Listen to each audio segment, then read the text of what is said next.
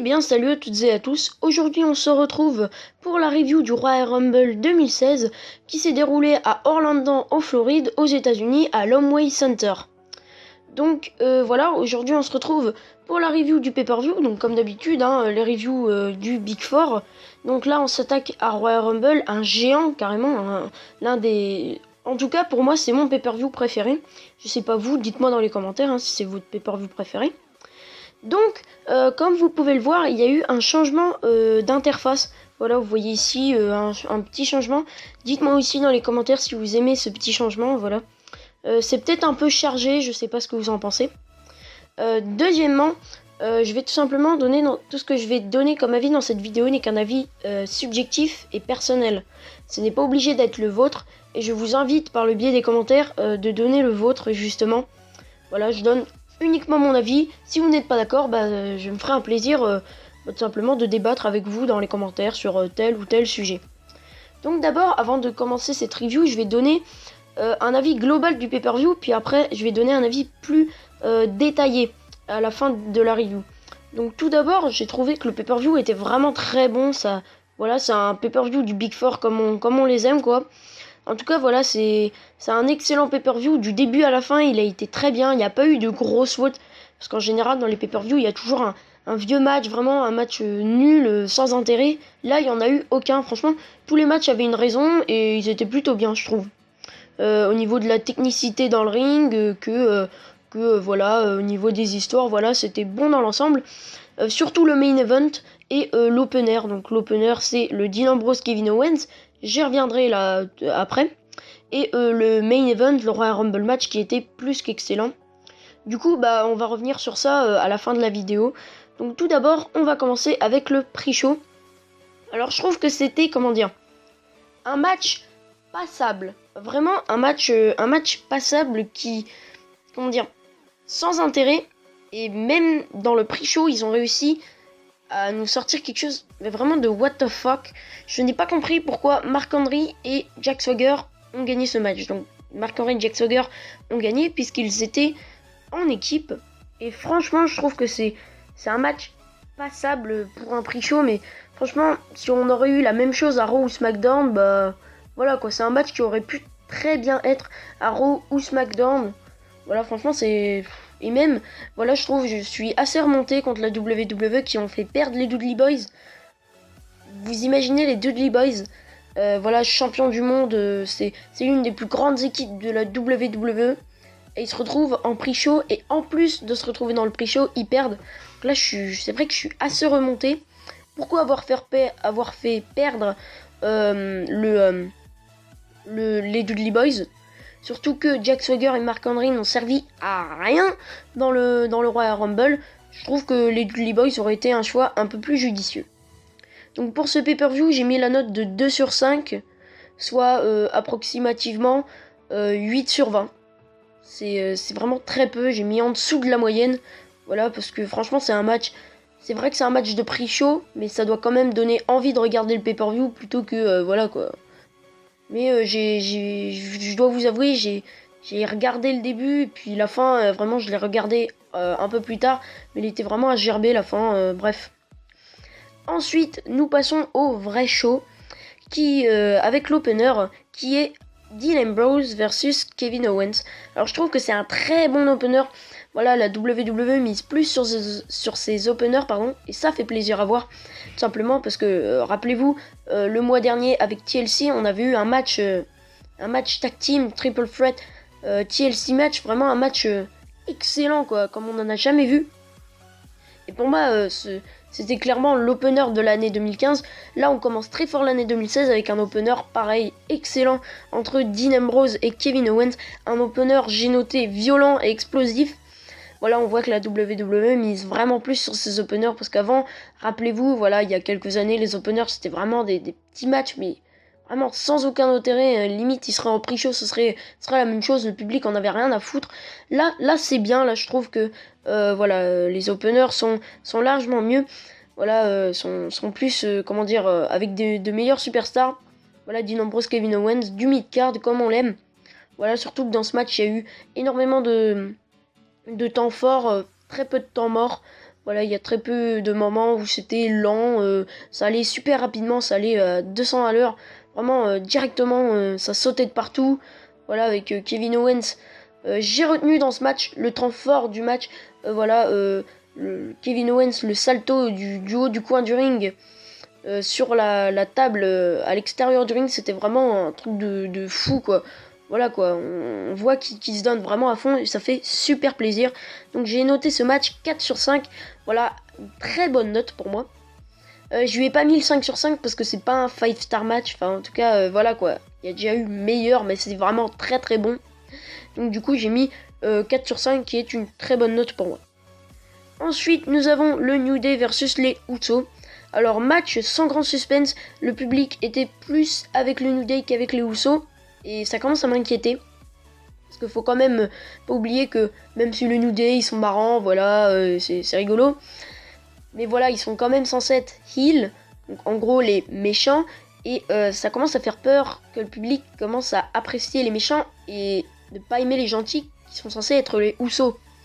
Voilà, je pense que c'est une sorte de lassitude des Usos. Voilà, même moi, je l'avais dit dans une preview avec WWFR. Enfin, dans la preview de WWFR, n'hésitez pas à aller voir, hein, le lien sera dans la description. Le lien de la vidéo, j'avais fait une preview.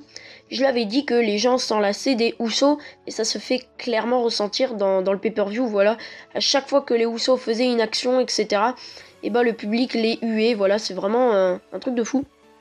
Et je pense que très prochainement, dans 2 ou 3 mois, le New Day sera le chouchou du public parce que en fait, il joue tellement bien le rôle que on se dit, mais voilà, quoi, ça nous amuse et je trouve que les New Day sont divertissants. En tout cas pour moi, après pour certains, le New Day, voilà, quoi. Je sais que certains, le New Day, ça les exaspère parce que ça les énerve. Mais moi, je trouve qu'ils jouent très bien leur rôle. Et voilà, une fois de plus, ils se sont débrouillés. On a déjà eu meilleur match tag team. Mais voilà, on n'avait pas vraiment d'autres possibilités. Hein. Si les Usos gagnaient, mais ce serait la bronca. Parce que voilà, je ne verrais pas pourquoi les Usos gagneraient.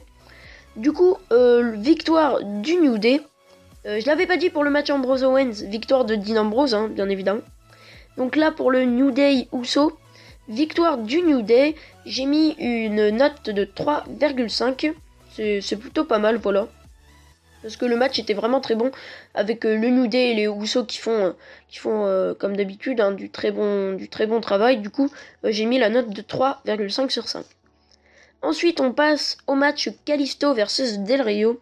Alors, j'ai noté que c'était un match très dynamique et bourré de prises dangereuses et innovatrices. Alors, je m'explique. J'ai trouvé que ce match, comment dire, était vraiment différent des autres. Voilà, il y a eu énormément de choses.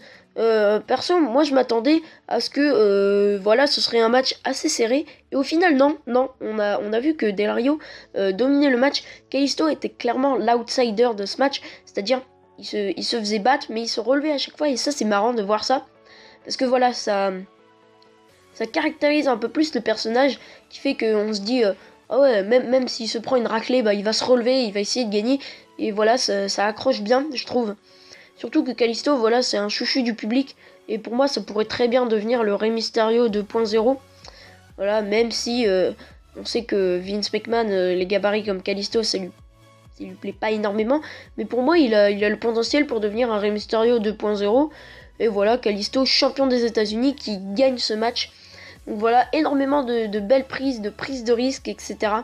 Donc c'était vraiment un très bon match. Et j'ai mis la même note que pour le match New Day Uso, à savoir 3,5 sur 5. Ensuite, nous entrons pour le match des divas. Charlotte versus Becky Lynch. Alors j'ai noté que c'était un match correct, mais la rivalité est trop centrée sur Ric Flair qui fait de l'ombre à sa fille. Clairement, je trouve que Ric Flair, il est de trop. Il est de trop dans cette histoire. Ric Flair ne sert à rien, je trouve, à part un peu plus mettre... Voilà, le but de Ric Flair dans cette rivalité, c'est de mettre en avant Charlotte. Mais là, en gros, la WWE dans cette rivalité met plus en avant Ric Flair que Charlotte. Et Charlotte, clairement, on commence à s'enlacer. Voilà, c'est la même chose. Au final, la Divas Revolution, ça a été un véritable flop. Voilà, si je devrais faire un flop de 2015, je mettrais la Diva Revolution. Parce que, voilà, on s'attendait tous à un vent de fraîcheur, à un nouveau truc qui débarque, aux Divas de NXT qui allait tout casser, etc. Et au final, non, on a juste vu une Charlotte vraiment, je dirais, à 60% de ses capacités. À NXT, elle nous faisait vraiment des matchs de dingue. Pour Becky Lynch et Sasha Banks, c'est un peu différent, mais globalement c'est la même chose. Voilà, on s'était habitué à mieux de la part des divas à NXT et c'est vraiment dommage. Je trouve que justement ça devrait être le contraire et devrait se donner à la fond à la WWE et faire un peu moins NXT. Ça devrait être le contraire. En tout cas, je préférais le contraire. Voilà. Donc j'ai noté aussi, j'ai augmenté la note car il y a eu retour de Sasha Banks. Voilà, à la fin du match, comme vous pouvez le voir dans la petite image, Sasha Banks a apporté un Banks statement, quelque chose comme ça. Et voilà, c'est sa prise de soumission sur Charlotte. Donc ça nous fait une transition assez cool, plutôt que comme d'habitude, match de pay-per-view et puis le lendemain, un Raw, quelqu'un arrive. Là, c'était directement durant le pay-per-view. Ça a donné un peu plus de fraîcheur au niveau du match des divas. Et voilà, j'ai pas mis d'image de Becky Lynch contre Sasha Banks parce que Becky Lynch contre Charlotte, parce que voilà, franchement le match était vide, on s'était largement habitué à mieux. Et moi je vois très bien un match entre Charlotte et Sasha Banks à Fastlane et un triple threat Charlotte, Sasha Banks, Becky Lynch à WrestleMania. Ça pourrait vraiment être super bien, mais qu'elle se donne vraiment à fond, parce que là ça commence vraiment à être un petit peu lassant avec Charlotte. Surtout que Ric Flair est, selon moi, de trop dans cette rivalité. Voilà, certes, c'est bien quoi, mais c'est juste parce que Charlotte est entre guillemets heel et pour renforcer son côté heel, on a fait appel à son père, mais ça ne change rien. Puisque voilà, hein, on sait très bien que Charlotte, son heel turn, il a été improvisé. En tout cas, moi je le vois comme ça. À la base, ils se sont dit, bon allez, Charlotte, on va la mettre face. Ah non, en fait, on va la mettre heel parce que voilà, machin, on va faire appel à son père pour faire ça. Et je trouve que Ric Flair prend beaucoup trop de place dans cette rivalité. Il a même accepté le match de championnat, la proposition de match de championnat de Becky Lynch à la place de Charlotte, sa fille. Du coup, ça prouve à quel point il prend trop de place dans la rivalité. Et donc du coup j'ai noté ce match 3 sur 5. J'ai augmenté la note parce que justement je vous l'ai dit, il y a eu un retour de Sasha Banks et je trouve que c'est une transition assez cool. Voilà, pour une fois ils ont pas fait un petit match comme ça et puis c'est bâclé. Non, ils ont fait une petite transition cool pour introduire Sasha Banks dans la course au titre et ça c'est plutôt sympa. Du coup j'ai mis la note de 3 sur 5. Ensuite nous avons le main event, à savoir le Royal Rumble match One versus All.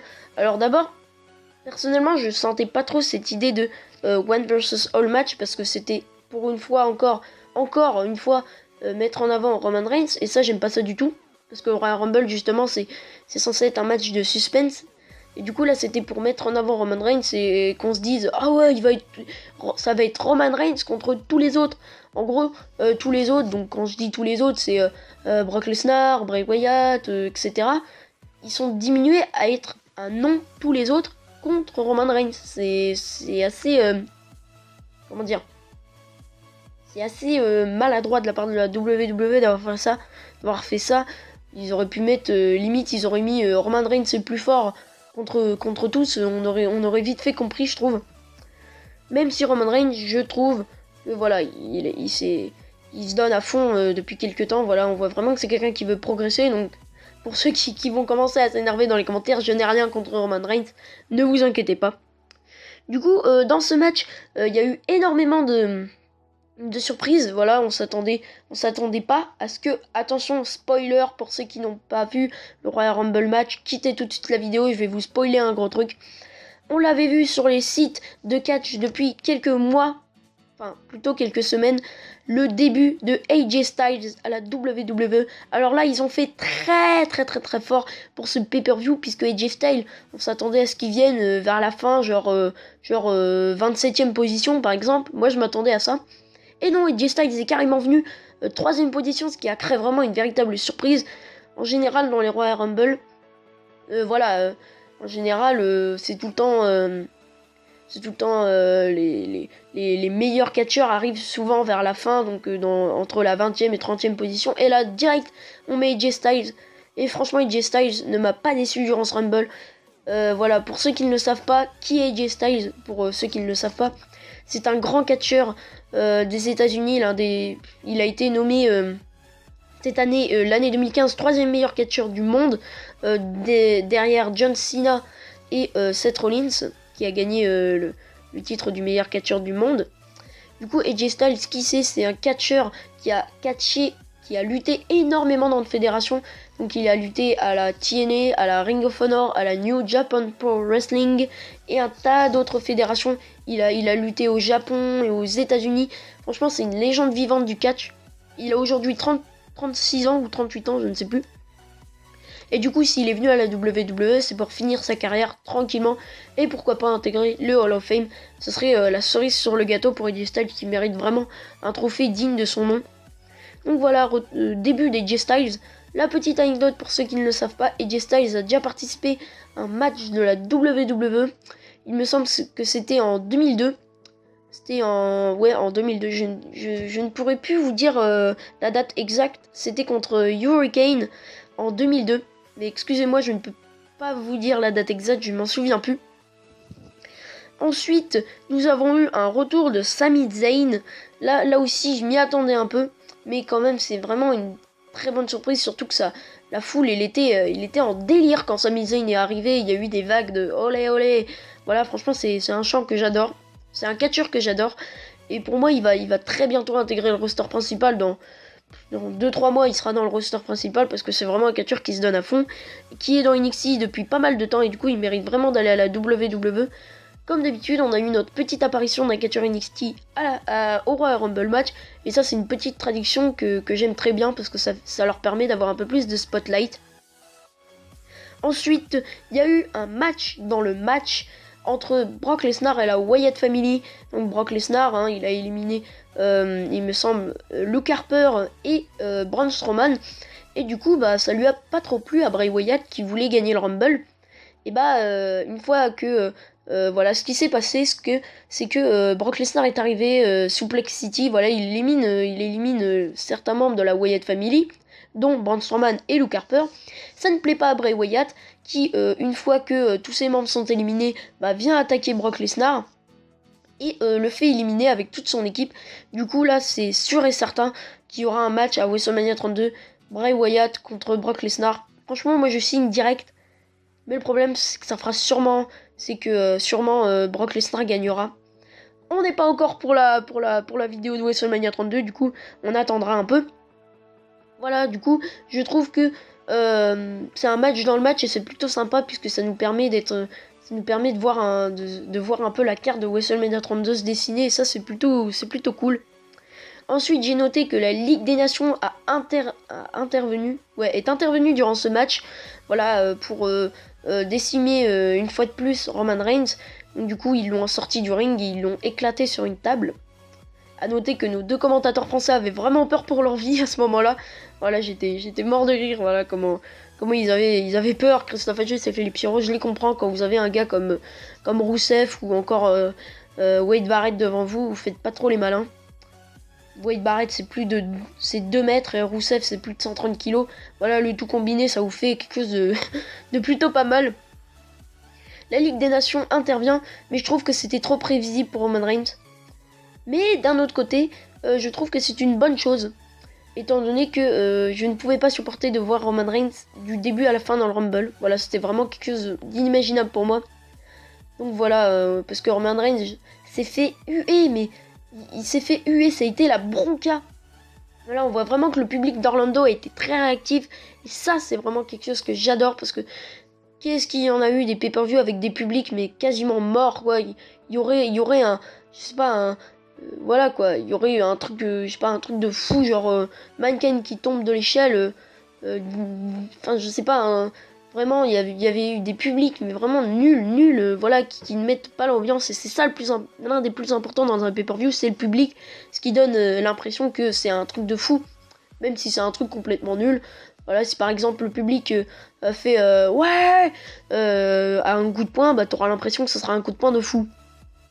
Et là, à Orlando, le public a été vraiment très cool et ça c'est sympa. Donc j'ai noté aussi un retour de Triple H qui gagne le Royal Rumble. Triple H qui gagne le Royal Rumble, c'est pas ce qu'il y a de mieux pour le business, justement. Puisque il aurait été préférable de faire gagner un jeune. Voilà, pourquoi pas Sami Zayn pour faire la surprise. Bon, je rêve un peu, mais voilà quoi. C'est pas ce qu'il y a de mieux pour la jeunesse, mais c'est toujours un choix de sécurité.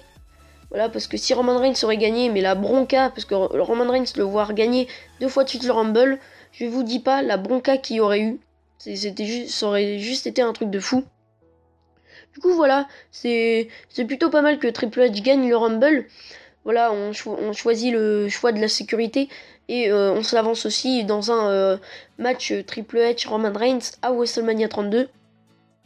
Et ça aussi c'est cool, je trouve. Voilà, la carte de WrestleMania 32 commence à petit se dessiner. Et encore une fois de plus, c'est plutôt cool. Donc j'ai mis manque de retour de légende. Voilà, même si dans le Rumble, voilà, on a eu 2 retours, enfin 2 débuts, c'est comme vous voulez, 2 superstars, donc AJ Styles et Sami Zayn. On n'a pas eu de retour de légende, donc les retours vraiment voilà, de légende qu'on connaît tous. Mais bon, hein, c'est vrai que la jeunesse, il faut la mettre en avant et faire revenir des vieilles légendes comme ça, bah ça nous rajeunit pas. Ensuite, j'ai noté que R-Truth, toujours à côté de la plaque qui arrive avec une échelle. R-Truth se croyait dans un TLC match, ou dans un ladder match, ou dans un Money in the Bank match. R-Truth arrive, sort l'échelle et monte. Et là, il se rend compte que c'est un Royal Rumble match. Du coup, il se fait éliminer par Kane. R-Truth, je trouve vraiment que c'est voilà, c'est un peu le rigolo, voilà, le Santino Marella 2.0. Et ça j'aime bien vraiment, il nous faut un comique à la WWE. Et R-Truth joue vraiment bien son rôle, c'est vraiment un génie ce mec, je trouve. Et peut-être, on se dirige peut-être vers un AJ Styles Kevin Owens à WrestleMania 32. Étant donné que quand Kevin Owens est arrivé vers le milieu du Rumble, il s'est directement rué sur AJ Styles. Les deux ont fait énormément de matchs sur le circuit indépendant, ils se connaissent très bien. Du coup, bah, Kevin Owens s'est rué sur AJ Styles, et ça, je trouve ça plutôt sympa. J'arrête pas de dire ces mots-là, plutôt sympa, plutôt cool, plutôt pas mal. C'était sympa, je trouve. Étant donné que les deux se connaissent très bien, ils pourraient vraiment nous faire un match 5-star, un 5-star match à WrestleMania 32. Là aussi, encore une fois, on a peut-être un match potentiel pour WrestleMania 32. À voir, je ne sais pas. Du coup, bah, j'ai noté le Royal Rumble match 4 sur 5. Alors pourquoi je l'ai pas noté 5 sur 5? Parce que 5 sur 5, c'est vraiment les grands matchs du style CM Punk, Cena, du style Punk, Cena, Shawn Michaels, Undertaker. Et là, on n'avait pas ce genre de match-là. Et pourquoi je lui ai mis 4? Tout simplement parce que on a eu le retour de AJ Styles, énorme. Les débuts de Sami Zayn à la WWE dans un Royal Rumble match, c'était énorme. Et voilà, je trouve que... Et rien que pour R-Truth, etc., c'était vraiment bien. Le Final Four, voilà, vraiment bien, avec Brock Lesnar dans un Rumble, ça c'est assez rare, faut en profiter. Avec la Wyatt Family, etc. Du coup, je lui ai mis 4 sur 5, qui est égal à 16 sur 20. C'est vraiment bien, je l'ai trouvé vraiment très bien sur Royal Rumble. L'un des meilleurs depuis quelques années. Ça, vous pouvez être sûr à 100% que voilà, il est largement meilleur que celui de l'année dernière, ça vous pouvez en être sûr. Ensuite, on va tout de suite se diriger vers la fin de cette review. Alors pour la fin de cette review, je vais tout simplement donner un avis global sur le pay-per-view. Alors j'ai noté que c'était un très bon pay-per-view, voilà, vraiment un pay-per-view vraiment excellent. Seule petite faute, pourquoi j'ai mis 3,5 et pas... oui voilà, j'ai bien mis 3,5. Pourquoi j'ai mis 3,5 et pas par exemple 4 sur 5 à cause du match des divas. Voilà, s'il n'y aurait pas eu le match des divas, j'aurais mis 4. Mais malheureusement, le match des divas a fait que j'ai mis 3 sur 5. Parce que voilà, le match des divas, encore une fois, va falloir que la WWE travaille sur ces divas. Parce que franchement, on est en vrai manque de vraies divas qui ont du vrai potentiel. Vivement que Bayley sorte de la NXT pour venir à la WWE. Mais on disait la même chose pour Charlotte, Sasha Banks et Becky Lynch. Et j'ai bien peur que ce soit la même chose pour Bayley. Ensuite, dans le Royal Rumble match, voilà, franchement, très bon Royal Rumble match. L'un des meilleurs depuis quelques années. Franchement, bravo la WWE. Je vous applaudis sur ce coup-là, vous avez vraiment bien géré. Donc j'ai marqué ensemble du pay-per-view très bon, une road to WrestleMania qui commence bien avec déjà quelques matchs qui se dessinent pour WrestleMania 32. Et voilà, c'est déjà la fin de cette review les amis. N'hésitez pas à liker, partager, vous abonner. Et surtout, n'hésitez pas à commenter et dire voilà ce que vous avez pensé de ce Royal Rumble match. Et sur ce, moi les amis, je vous dis ciao ciao.